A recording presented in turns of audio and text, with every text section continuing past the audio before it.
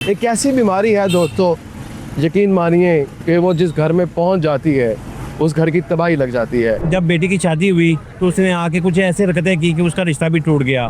तो दोस्तों यकीन मानिए, जिस घर का एक फ़र्द नशे की बीमारी में, आदत में मुब्तला हो जाता है ना, तो दोस्तों वो पूरा घर जो है तबाह हो जाता है। हम जब बहुत ज़्यादा एजुकेशन भी हासिल कर रहे होते हैं ना बट साहब, उसके पीछे जो हमारा मोटिव होता है ना, वो तरबियत नहीं होता, वो होता है कि हमने बहुत ज़्यादा पढ़ के ना पैसा कमाना है। अगर आपके पास पीस ऑफ माइंड है ना, आपके पास सेहत है, तो आप कुछ भी कर सकते हैं अपनी ज़िंदगी के अंदर। आप पहाड़ों पे चढ़ सकते हैं। उन्हें लगता है कि इसी में रिलीफ है, इसी में उनका डिप्रेशन ख़त्म हो रहा है, लेकिन उन्हें नहीं पता उनका डिप्रेशन ख़त्म नहीं हो रहा, इससे उनकी ज़िंदगी ख़त्म हो रही है। दोस्तों आज का टॉपिक जो मैं आपके लिए लेकर आया हूँ बहुत हसास टॉपिक है। हमारे मुआशरे की बहुत बड़ी बीमारी है जो कि ख़ास तौर पे हमारी जो नौजवान नस्ल है वो इसका शिकार हो रही है बदकिस्मती से।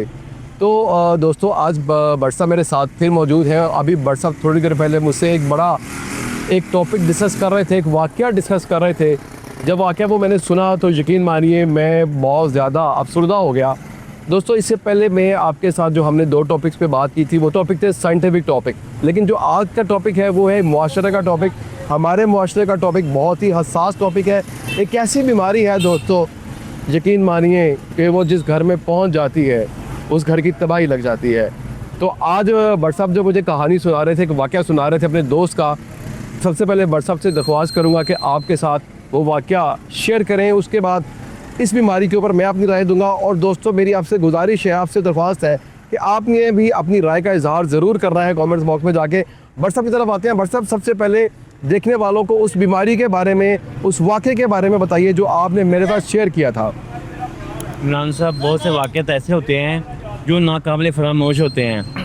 ये वाक़या जब भी मेरे जहन में आता है ना तो मैं उदास सा हो जाता हूँ। वाक़या ये है कि मेरा एक दोस्त है, उसकी यहाँ 3-4 बेटियाँ हैं और एक बेटा है। लाड प्यार में बेटे का बिगड़ गया, दौलत बहुत ज़्यादा थी तो वो ना नशे में लग गया। और नशा ऐसा उसे नशा लगा कि आज तक वो उसका नशा गया नहीं है। अच्छा। और उसकी ना जब बेटी की शादी हुई तो उसने आके कुछ ऐसे हरकतें की कि उसका रिश्ता भी टूट गया। और मेरे ना दिल में बहुत रंजिश हुई और मुझे इस बात का गम हुआ कि हम लोगों को बताएं कि अपने बच्चों को इस लानत से बचाने के लिए उनके ऊपर नज़र रखें, बेटियों के ऊपर भी नज़र रखें और बच्चों के भी नज़र रखें। और ज़्यादातर कॉलेज यूनिवर्सिटियों में भी ये वबा फैलती जा रही है।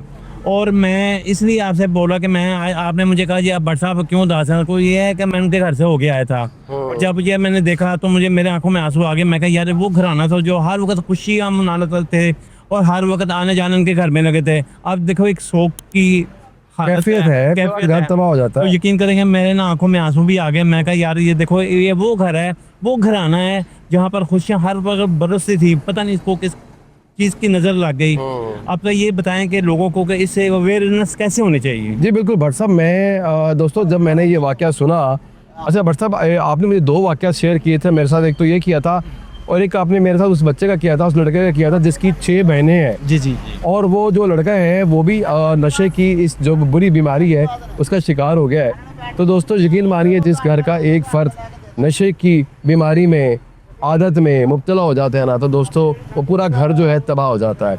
तो बट साहब मेरे साथ वाक़या शेयर कर रहे थे तो मैं भी बड़ा अफसरदा हो गया। एक्चुअली हमारा आज इरादा तो कोई और टॉपिक डिस्कस करने का था आपके साथ, लेकिन बट साहब ने ये वाक़या शेयर किया तो मैंने कहा इसके ऊपर बात करते हैं। दोस्तों सबसे पहले मैं बट साहब की राय लेता हूँ। बट साहब ये वो कौन से अवामिल होते हैं कि जो आजकल की यंग जनरेशन है बदकिस्मती ही कहेंगे ना, कि वो नशे का शिकार हो जाती है। हम सोशल मीडिया पे भी देखते हैं, बड़ी खबरें आती हैं कि वो बच्चा जो है वो नशे का शिकार हो गया, नशे का आदी हो गया।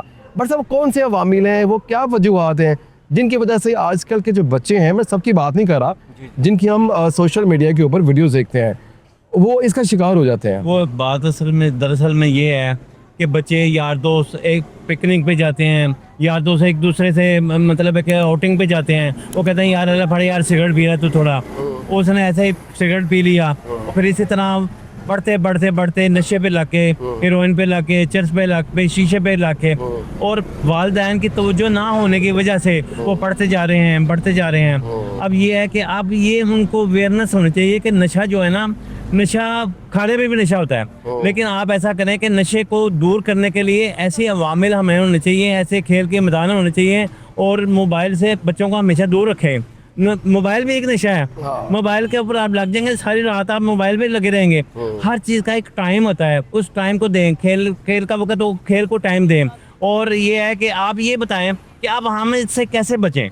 बट साहब देखें, मैं तो वो जो आपने वाकया शेयर किया उस लड़के का जिसकी 6 बहनें हैं और वो नशे का शिकार हो गया है, सबसे पहले तो मैं उस ट्रांस से अभी तक बाहर नहीं आ पा रहा कि वो घर की हालत क्या होगी, वो किन मसाइल का शिकार होंगे।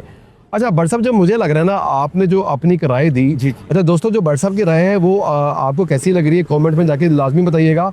और इस बीमारी से कैसे बचा जा सकता है ये आपने भी कमेंट्स बॉक्स में ज़रूर बताना है। और अब आता हूँ मैं अपनी राय की तरफ। जो मेरी राय है इस हवाले से, जो मेरी ऑब्जर्वेशन है, जो मेरा मुशाहिदा है कि आजकल के जो बच्चे हैं, हुकूमत जो है, गवर्नमेंट जो है, वो बहुत पब्लिसाइज भी कर रही है कि जी इससे बचें। और बहुत सी ऐसी कंपेन्स भी होती हैं कि नशे से दूर रहना है।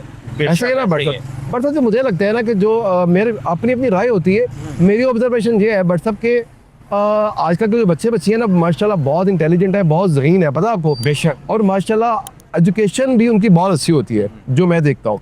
अच्छा, उसके बावजूद भी, इतने शऊर के बावजूद, इतनी अवेयरनेस के बावजूद भी आजकल के जो बच्चे हैं, अगर वो इस तरफ चले जाते हैं बदकिस्मती से, लेकिन मेरी दुआ है कि अल्लाह ना करे कोई इस तरफ जाए। अगर कोई गलती से चला जाता है, बट सब उसमें बहुत से अवामिल हैं। सबसे पहला जो अवामिल है ना बट सब, जो हम आज हर बंदा सक्सेस के पीछे भाग रहा है, पैसे के पीछे भाग रहा है। हम जब बहुत ज़्यादा एजुकेशन भी हासिल कर रहे होते हैं ना बट साहब, उसके पीछे जो हमारा मोटिव होता है ना, वो तरबियत नहीं होता, वो होता है कि हमने बहुत ज़्यादा पढ़ के ना पैसा कमाना है, कामयाब इंसान बनना है, बड़ी बड़ी गाड़ियाँ लेनी है, बड़े बड़े घर लेने हैं, ऐसे ही ना बट। बेशक है। जब आपको उसके अंदर फेलियर फील होता है, आपको लगता है कि जो आप मेहनत कर रहे हैं उसके अंदर आपको कामयाबी नहीं मिल पा रही, आप सक्सेसफुल नहीं हो रहे, तो जो सबसे बड़ा एलिमेंट आपके दिमाग में आता है ना, वो पता क्या होता है बट साहब? डिप्रेशन का। और डिप्रेशन से बड़ी बीमारी बट साहब, यकीन मानिए आप ज़हनी तौर पे लागर हो जाता है बेशक। अगर आप अपनी डिप्रेशन की काउंसलिंग नहीं करते। अच्छा, उसमें ये होता है कि बहुत से जो ज़हनी तौर पे वीक होते हैं, जो मुझे लगता है, मेरी राय है, अब दोस्तों की क्या राय है वो कमेंट्स में बताइए, वो ज़हनी तौर पे वीक जो होते हैं ना बट साहब, वो ऐसे सहारों, ऐसे जो सहारे हैं ना नशे के, एडिक्शन के, उनकी तरफ चले जाते हैं। एक्चुअली उनकी सोशलाइजेशन नहीं होती, उनकी कंपनीज वैसी नहीं होती, उनको लोग उस तरीके से गाइड नहीं करते, तो उन्हें लगता है कि इसी में रिलीफ है, इसी में उनको डिप्रेशन ख़त्म हो रहा है। लेकिन उन्हें नहीं पता उनका डिप्रेशन ख़त्म नहीं हो रहा, इससे उनकी ज़िंदगी ख़त्म हो रही है। तो मैं बट मेरी ये राय है, और बल्कि मैं सजेस्ट करूँगा कि सक्सेस के पीछे मत जाइए। यकीन मानिए, सक्सेस, अगर आपके पास पीस ऑफ माइंड है ना, आपके पास सेहत है, तो आप कुछ भी कर सकते हैं अपनी ज़िंदगी के अंदर। आप पहाड़ों पे चढ़ सकते हैं। अगर आपके पास पीस ऑफ माइंड ही नहीं है, आप इस बीमारी का शिकार हो गए हैं, तो यकीन मानिए आप ज़िंदगी में कुछ नहीं करेंगे, आपको कोई कामयाबी नहीं मिलेगी। तो मेरी राय ये है कि सबसे पहले अपने माइंड के ऊपर काम करें, सुकून से रहें, लोगों को आसानियाँ दें। नहीं, एक बात है, आप बातें मैंने आपके साथ सुनी है। अच्छा, जी यारों दोस्तों में, मोहब्बत में, एक दूसरे में कहते हैं यार ये लोग सिगरेट जैकते कर, मैं उसी की बात कर रहा हूँ ना, जो सोशलाइजेशन है, वो यारों दोस्तों से कैसे कंपनी है, उन यारों दोस्तों से कैसे बचेंगे आप? उसमें आपने अपनी सेल्फ काउंसलिंग खुद कर रही है ना, आपने अपने दिमाग को खुद इतना ज़्यादा स्ट्रॉन्ग करना है कि आपको पता होना चाहिए कि ये जो चीज़ है ना, ये सिर्फ मुझे तो वक्ती तौर पे रिलैक्स कर रही है, रिलीफ दे रही है, लेकिन इन फ्यूचर ये मेरी फैमिली के लिए, अगर मेरी बहनें हैं, मेरी बेटियां हैं, मेरे और रिलेटिव हैं, उनके लिए ये बहुत बड़ा अजाब बनने वाला है। माँ बाप का कितना इसमें किरदार है? माँ बाप का भी बताएं ना। सब देखिए, कोई माँ बाप नहीं चाहता कि उनका जो बच्चा है वो नशे पे लगे या ऐसी किसी बुरी बीमारी में लगे। नजर क्यों नहीं रखते? ठीक है। अच्छा बट सब देखिए, इसमें ठीक है, घर का भी होता है कि आपको अपने पेरेंट्स का भी ताउन चाहिए होता है। अच्छा देखिए बट साहब, अगर किसी को नशे की बीमारी लग जाती है, ठीक है, लग गई, लेकिन ज़रूरी नहीं है कि अगर उसको लग गई तो वो ख़त्म नहीं हो सकती, वो ख़त्म हो सकती है। उसमें ताउन किसका चाहिए? सबसे पहले उसके घर वालों का ताउन होना चाहिए, उसके बाद उसके दोस्तों का, करीबी दोस्तों का ताउन होना चाहिए, जो उसको मोटिवेट करें, जो उसको वापस ज़िंदगी की तरफ लेके आए। आपका मतलब ये है कि जो नशा करता है उससे नफरत ना करें, नहीं, बल्कि उसको हौसला अफजाई करें कि आप इससे निकल सकते हैं। तो दोस्तों, आज का वीडियो सिर्फ इतना सही है।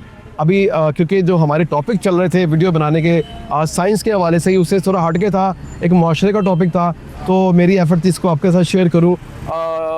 यकीनन जो दोस्त इस वीडियो को देख रहे हैं, अगर वो इस टॉपिक को उनको अच्छा लगा है कि इस टॉपिक पे बात होनी चाहिए, और जो हमारी राय है इस टॉपिक को लेके, आप भी कमेंट में बताइए कि अब मेरी राय कैसी लगी आपको इस हवाले से, और बट की राय आपको कैसी लगी।